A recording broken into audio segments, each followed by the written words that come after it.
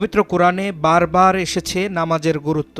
মহান আল্লাহ বলেন, যখন তোমরা নামাজ পূর্ণ করবে তখন দাঁড়ানো, বসা ও শোয়া অবস্থায় আল্লাহকে স্মরণ করবে। অতঃপর যখন নিশ্চিন্ত হবে তখন নামাজ পূর্বের নিয়মে কায়েম করবে। নিশ্চয়ই নামাজ মুমিনদের ওপর নির্দিষ্ট সময়ে ফরজ। আবার হাদিসেও একাধিকবার নামাজ আদায়ের কথা এসেছে।